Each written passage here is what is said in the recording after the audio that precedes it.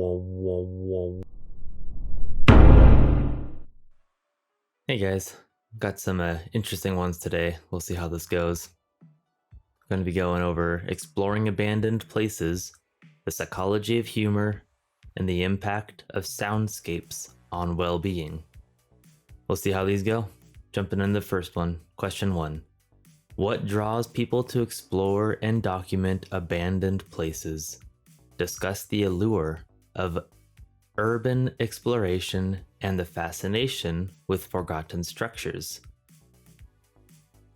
I mean, it's something that is different, and whatever is different, people get attracted to. It's not something that we see every day. I guess there's a sense of like, the scare factor of, is something hidden here? Am I gonna find something that's weird and off? There could be a lot that goes on with abandoned places. Finding something that somebody else hasn't found before, hidden places, hidden structures. There could be a lot that goes into that. I've done a little bit of exploration of some abandoned places, and I'm sure one of the questions is going to go into that, so I won't really go in depth into that yet, but it's fun. It's fun to find something that is abandoned or has been abandoned for a long time, and especially when you can really tell that it's just, either falling apart or just really old and unkempt, but I guess still in good standing. It depends on what the structures are. Let's get further into it. Question 2. Share a memorable experience from your virtual journeys through abandoned places. Virtual journeys. I'm just going to talk about my journeys. What stories do these deserted locations tell about their past? Like I said, I've visited several abandoned places just in my explorations. Some of those are mines. Other types of, shaft type things, old, I guess, like mining structures and mining towns, not necessarily like in the actual cave, but like off, like where they would process the material. Old abandoned towns, like ghost towns. I've gone just hiking in the mountains, and I've come across like just random structure that is completely falling apart.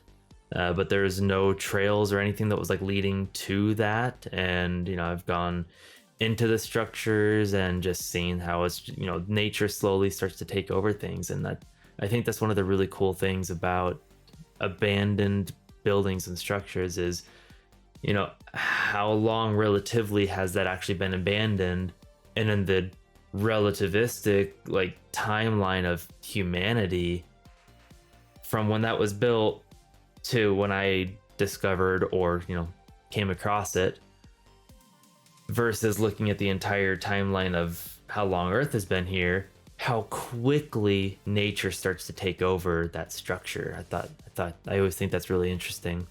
There's places like Chernobyl, big one that everybody knows about. That's that stark historical event that happened where the whole area is radiated. But even in such an event, there's things that come in to try to normalize it and make it better. And these funguses come in, and these funguses can eat the radiation. And I just think that's fascinating how nature finds a way. The famous line from Jurassic Park. Nature does find a way. It always finds a way. What stories do these locations tell about the past? Like I was saying, I visited some ghost towns, and it's always interesting because it just, a lot of them just look like it's been plopped up. And I know some of these ghost towns, they kind of like revamp and try to keep them up. But there's at least still the backstory there. But some of these other structures that I've gone into, especially like old mining shafts, it really tells like the people like during the time are really hoping to like strike it, and you can tell really quickly like how vast the mine shaft is if they came across anything noteworthy. The cool thing going through some of these shafts is you can still see some like glittering stuff in the walls, and I'm sure there's still some value there, but nothing that was going to sustain the miners at the time, not enough at least. So a lot of these were abandoned, but there's still some wealth if you wanted to take your time and dig it out and process it, and go through what it took to get that material out. Anyways, next question 3. Discuss the importance of preserving historical remnants found in abandoned places. How can we balance the preservation of these sites with the need for urban development? I mean, that's a tough one, because urban development is going to happen, and I've seen places, where I grew up, this isn't necessarily about like a structure or abandoned place, but where I grew up in Southern California, there is this local area that we used to go biking. There's some like downhill trails and hiking trails, and we used to go there.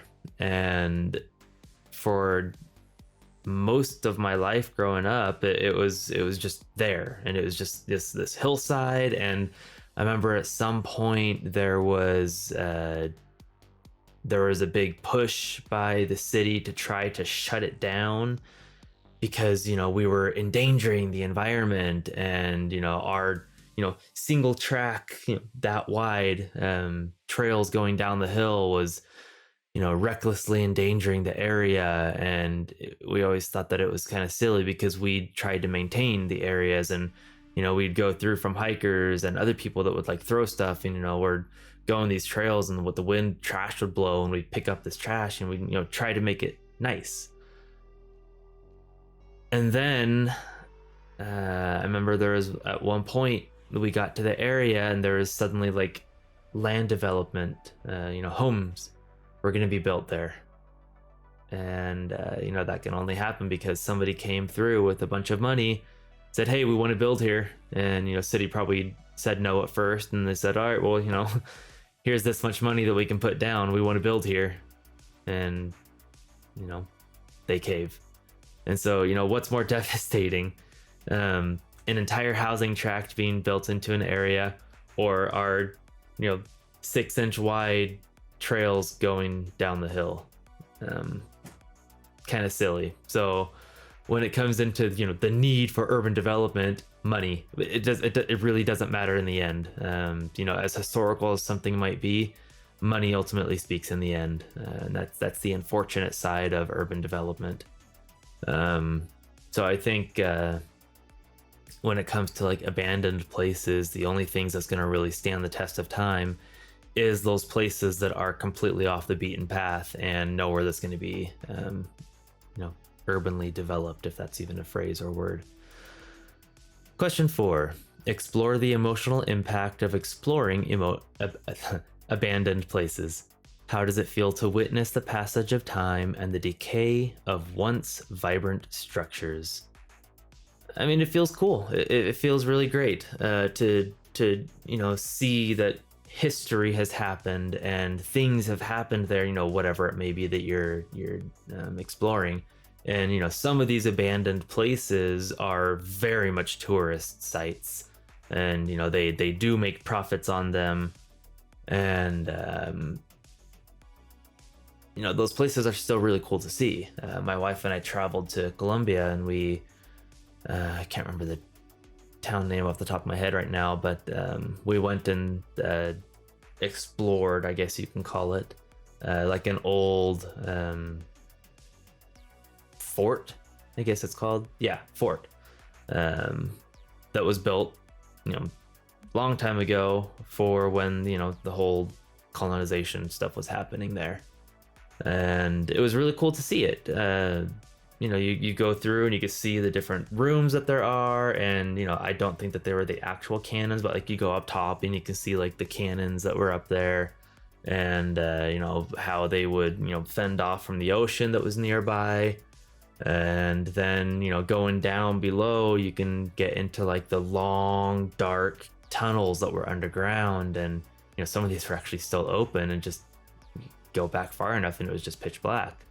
And I wasn't expecting that, so I didn't bring any flashlights, so I didn't really want to go exploring somewhere I couldn't see. But it was just still really cool to be able to go into an area, and these are more like explored ones. A really awesome one that I went to, and I guess I would consider an abandoned place because it was once inhabited. When I was in South Africa, there is a cave that I saw online. I was looking at things to explore, and this was a tourist site, I guess, because it was all you had to have somebody that led you through the cave. But that cave was once inhabited by tribes that was there, and going through you can see the inscriptions that was on the walls, and the different like tunnels that they used, and how they used each chamber, and how there's this one area in the cave that you walked into, and it was partially lit because they would bring people through there, but they had the ability to turn off the lights, and you're in there and they're like, all right, we're going to shut off all the lights. You can't really tell how large this chamber is right now, but I want everybody on the count of 3 to shout as loud as you can, and then we're all going to stop and we're going to try to listen for the echo. And so they shut off the lights, and it's just pitch black. You could not see a single thing looking back, because we were pretty far in at this point. Looking back, like, you couldn't see where the entry was of the cave, so it was just pitch black. And we all 1, 2, 3, and we just and we all shouted, and then we stopped, and there was near no echo, and that was crazy to hear, that there was hardly any echo, because we're in this cave, and you usually when you're in a cave you shout hello, hello, hello, hello, you hear it going for a while, but there was hardly any echo. And then they turned on this other set of lights that they had installed, and they had these like string lights that went way, way, way, way, way up, and it was this absolutely massive area in the cave. And it was just crazy to think that somewhere up above there was like the ground that we walk on, and all of that area was just being supported somehow, just this massive room that there was hardly any echo in. Anyways, it brought the emotion of just awestruck. I was just awestruck of the magnificence of it and how beautiful it was. And there is this from there's this one little last area that we went into, and it was like this really cool standing water, and they had like LED lights, and they're like colored lights, and just to make it look really pretty, and it did look really pretty. Even without the colored lights, it would look really pretty, and I can share a picture of how that looked, just because it was really cool to be able to see that. From there, I really wish that I had more time. I was serving my mission there, so I didn't really have like a whole lot of time to just like keep going back to these sites. But if I ever go back and have the ability to, they host a further exploration of the cave that you like have to go through. Like, I don't know, they do like a little safety course with you, because it gets really hairy beyond there. You're like wedged in between places and shimmying through, and you've got to like crawl up and over, and you get really filthy and dirty.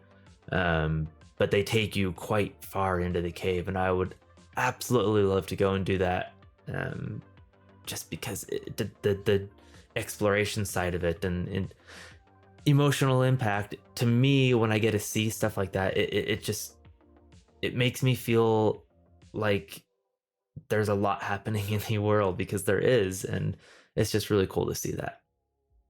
Last question for this one. Question 5.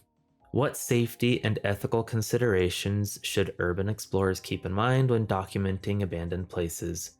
don't destroy it. Do what you can to leave no trace.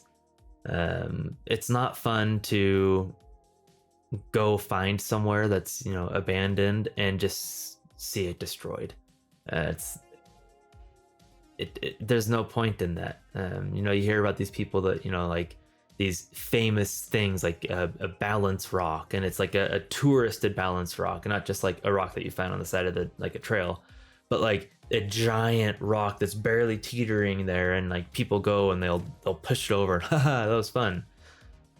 But then that's done, and nobody else gets to enjoy that, and nobody else gets to see that. And like me thinking for myself, I've got a little kid, and I want to be able to go to such sites and be able to show my kid and talk about like how that could happen in nature, and the science of it, and the geological like facets of it, and how just I want to be able to experience that and share it with my kid.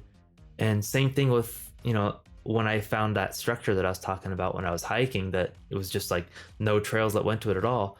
I went into it, and I'm not touching anything. I'm just enjoying looking at it and seeing what went on there. And in the corner there's like a stove area that I could see where somebody had like either camped out or stayed there, and it may be that it was just somebody's hunting lodge that they built however long ago, but it clearly wasn't being used for many years because just of the state that I found it in. So if you're documenting these abandoned places, don't just go around destroying it.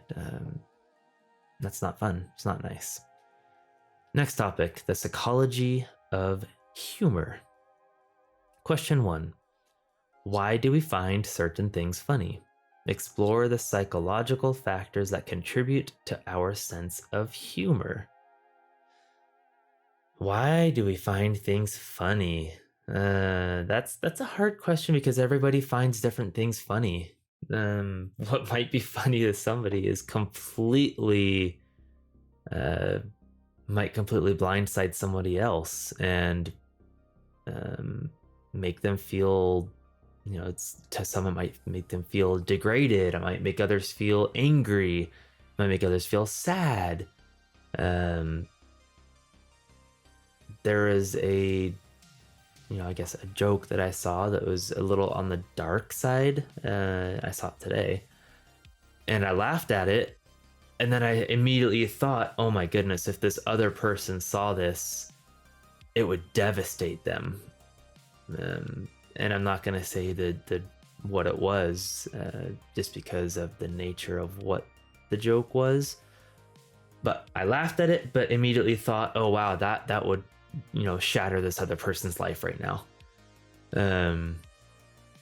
So why do we find things funny?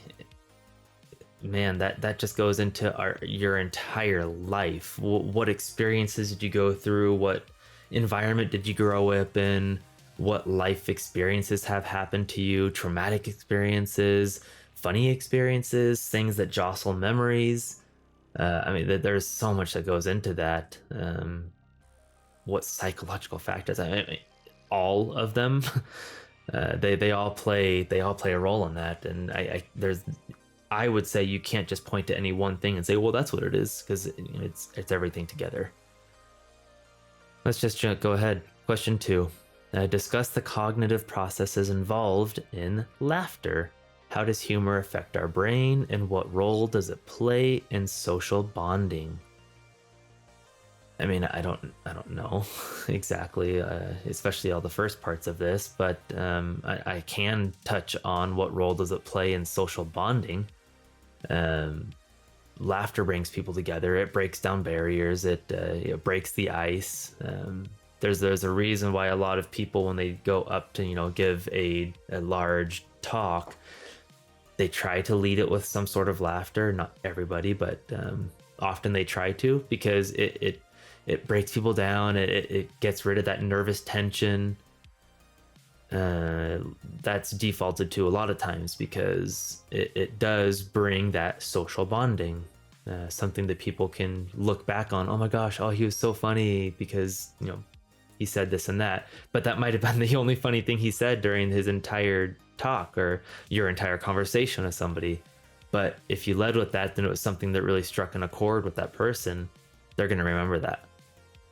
Let's just go ahead and jump ahead. Question 3.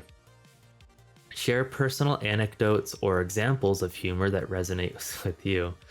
What types of humor do you find most appealing and why? I don't know. I guess I find humor more in things that jostle a type of memory with me.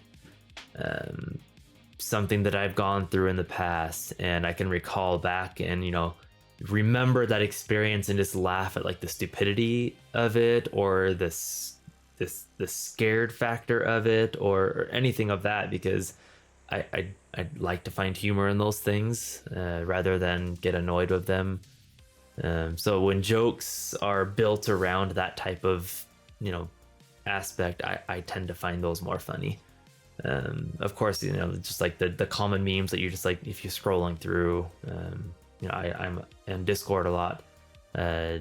Memes that I find on there, like I'll get a chuckle out of them, but ones that really resonate with me don't necessarily resonate with my wife. And sometimes I'll share stuff with her and she's like, okay.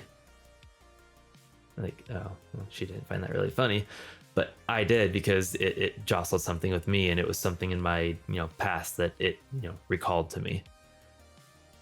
So yeah, that's for me. Question 4. Explore the therapeutic benefits of humor. How can laughter positively impact mental health, stress levels, and overall well-being? I mean, laughter releases endorphins in our body. It makes us feel good. That's just the science of it. But it also helps us to, like I was talking before, like it helps us break down those barriers. It makes us feel at ease. And if you're getting that like nervous tension and you're like, oh, you're really scared about it, try to find something to laugh about, I guess. I know in interviews, I've done interviews with people and I'll often try to find something to joke about with them because, who goes into an interview just like super comfortable, like, oh yeah, hey. Some people do, but not all people do. A lot of people get really nervous, and I can tell you that from doing interviews with people.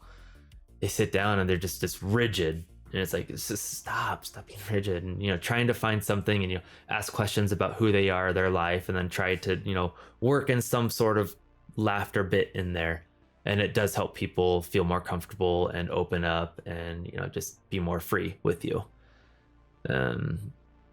So, I mean, that's all of it. How does it impact your mental health?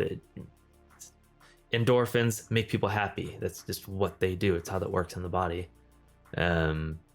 So if you want to be happy, find things to truly laugh at and, find the humor in life rather than just, staying on the dark side.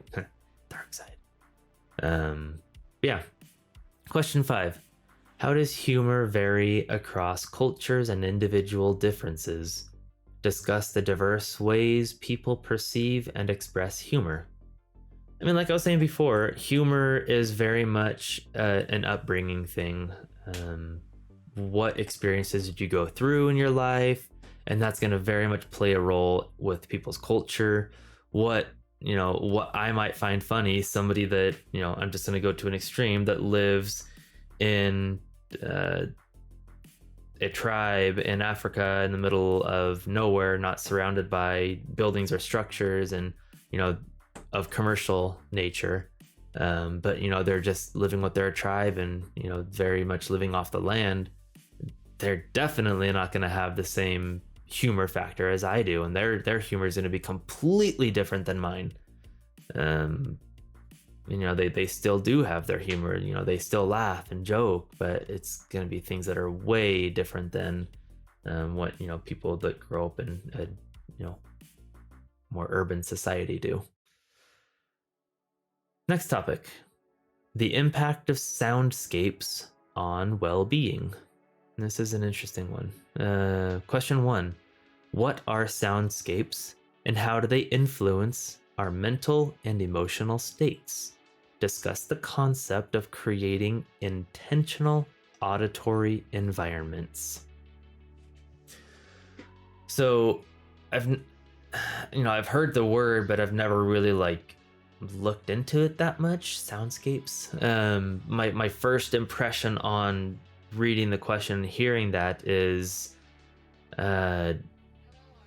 purposefully setting up like sound in a way that you can listen to it instead of just like, I guess it could be just like putting headphones in and putting yourself in a sort of environment.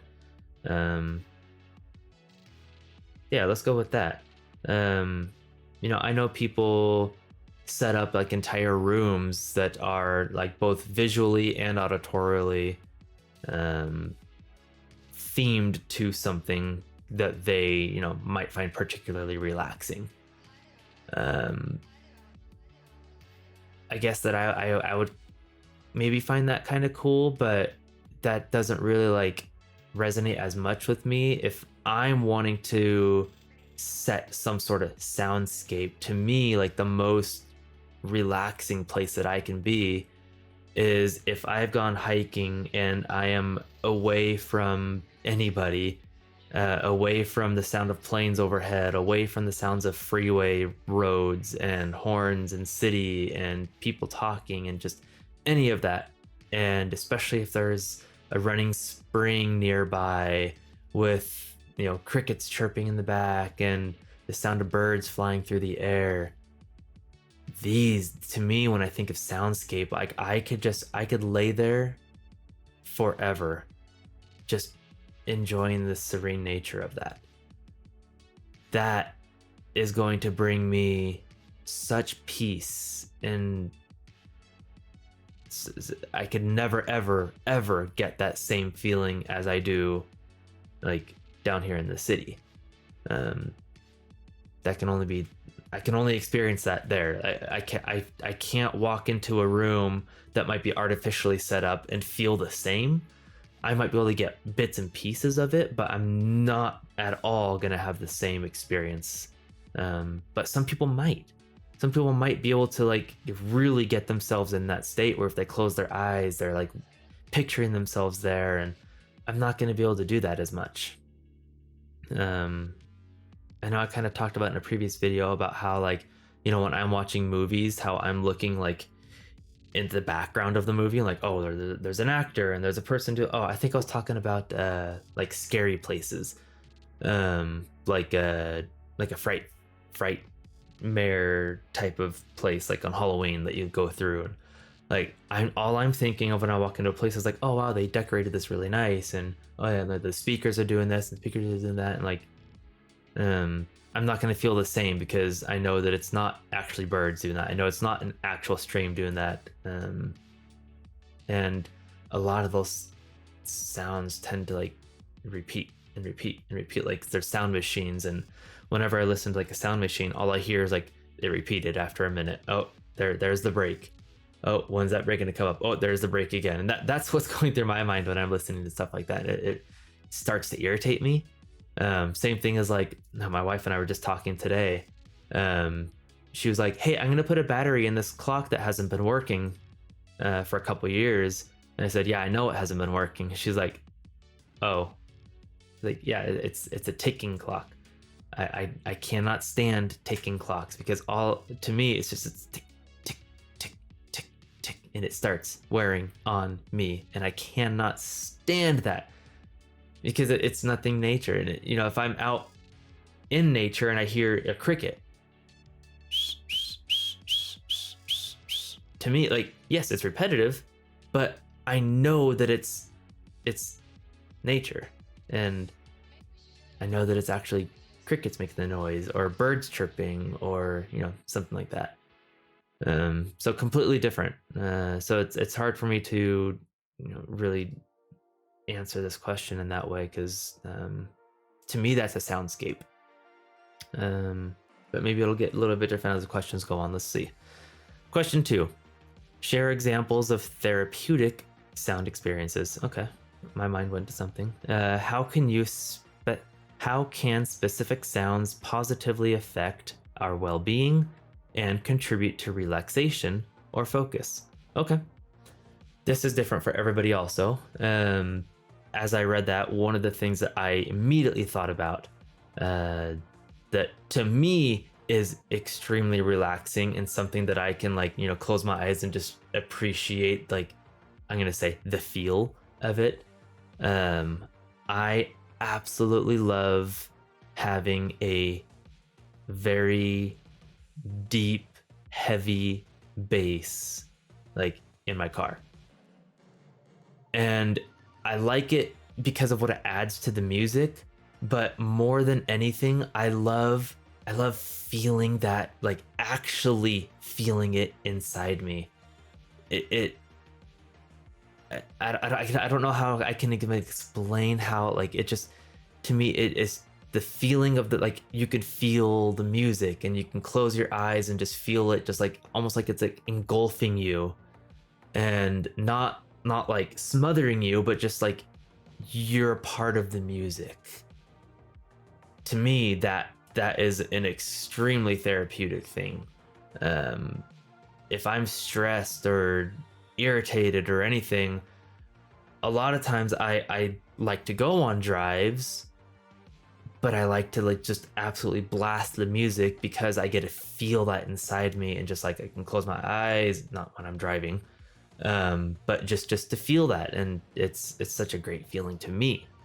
And that can go for a lot of other things. Some people really get into, like, the um kind of like the shamanic sounds, the frequencies. And I know there's a group on Discord that I chat with quite often, and there's several people in there that really get into, like, those shamanic type of sounds. And just like, it's almost just like a droning noise, but in different frequencies. Or it might be like a whoa, whoa, whoa, whoa, whoa type of thing. um and some people really dig that type of sound. um I guess I'm not going to talk about that yet.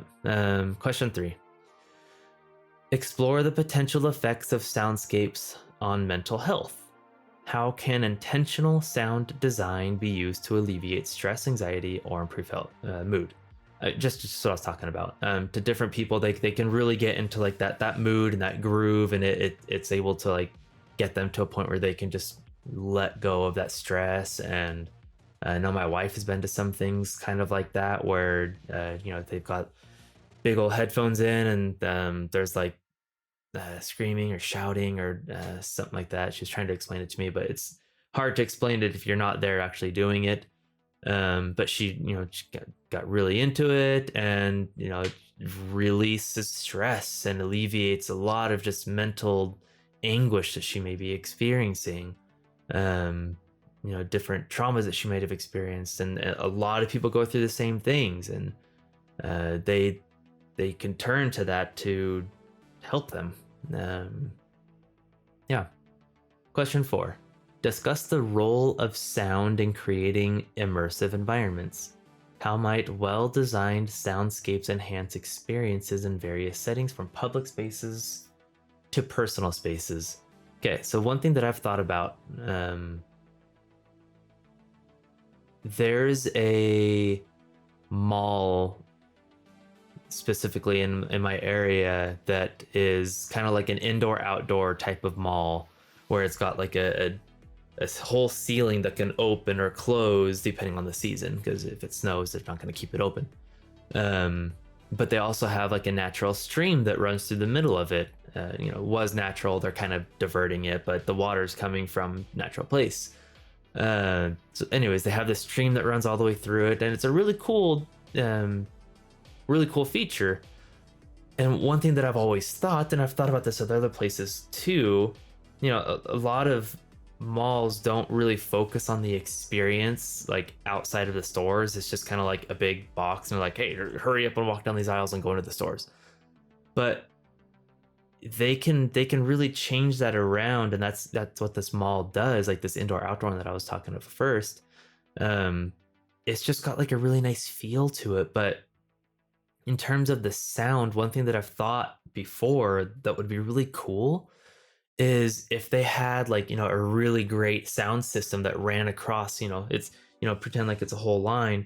They had these sound systems that that followed like the sound of a bird flying by, and you can hear it going down like as the speakers trail all the way down, and the sound of like maybe deer running, or just any of that. The sound of the the stream that goes through the middle, it's a really small stream, so you can't hear like the nice trickling sounds of it. But like if they added the trickling sounds of that, and maybe the sound of like a waterfall rushing over to the side, and all of this, they can really do a lot more work with that to like make people just feel relaxed and comfortable. If your point is to try to get people to stay and shop more, get them to a relaxed state where they just want to be there. And that might even just end up being a place that they just go to hang out. And if you can get people to constantly come back and hang out somewhere, talking from a business standpoint, like I would think that you'd want to do that, because the more they're there, the more they're going to think to shop there.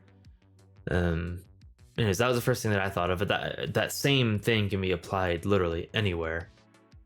Sound can be implemented in such various different ways to keep people around and make them feel at ease, or to make them feel on edge if that's what you're trying to do with whatever it is.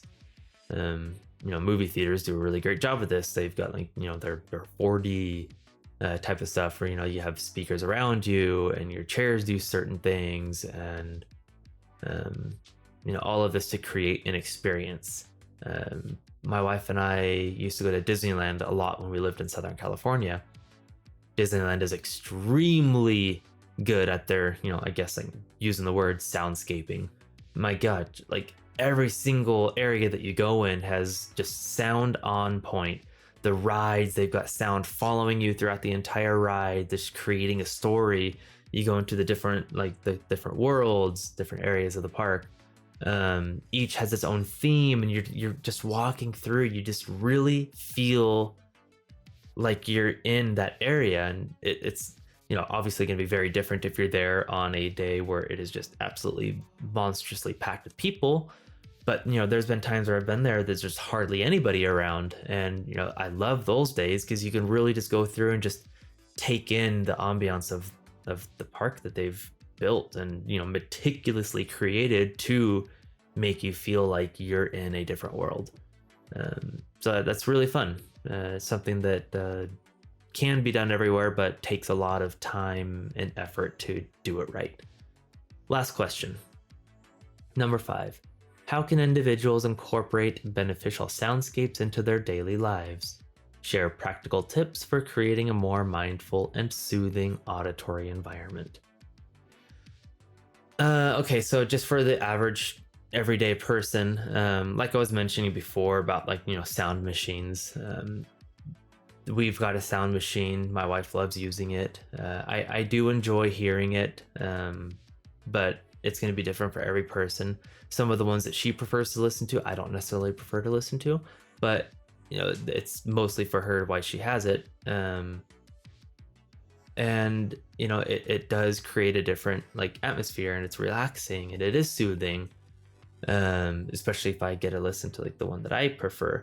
But no, that's okay. But it has multiple sounds on it, and it allows people to pick and choose what it is. So if that's something that anybody's interested, I mean, there's so many cheap options that are available nowadays. So that's something that you can do, and you can set them up to wake you up to a sound. The one that she has is one of those that turns on a light and gradually gets brighter, and that absolutely wakes her up. For me, I would sleep straight through that. I've not woken up a single time from it, and she's had it for a couple months now. But it wakes her up every single morning, and if that's something that it's nice for her, because she wakes up to a soothing light and soothing sound. And for me, I don't wake up to that, but I do like listening to that if I'm awake. But that's something that people can incorporate into their lives.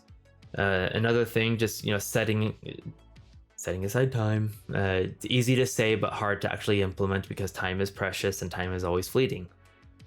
But trying to set trying to set aside time that you can actually just like sit down and, whatever the sound may be, the soundscape that you might, um, react to the best, just sitting quietly and just immersing yourself in that.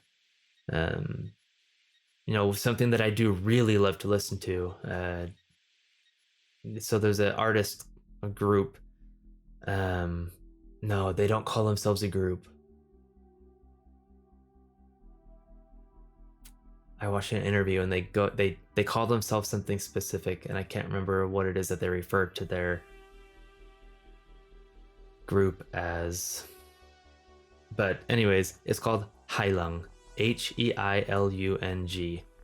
They are a old Norse, Germanic, Proto-Norse, tribal. I don't even know how to like fully explain without like actually looking at their like exact definition, but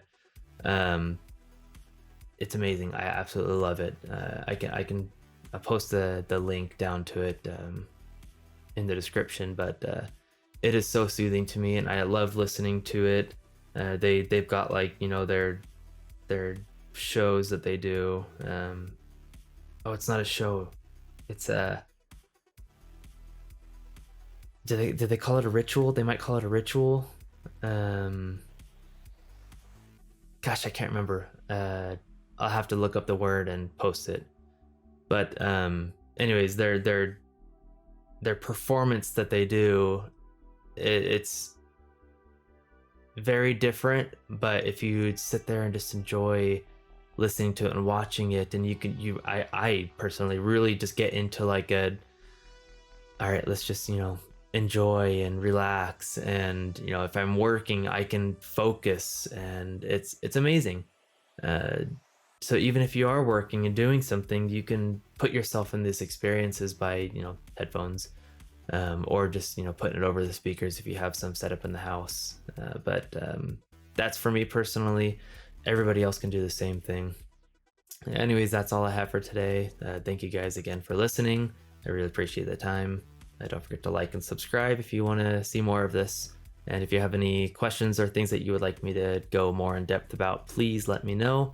I will have separate videos that I go more in depth about specific topics if there's anything that people want more described about. Anyways, thank you again for your time. Appreciate it. Bye.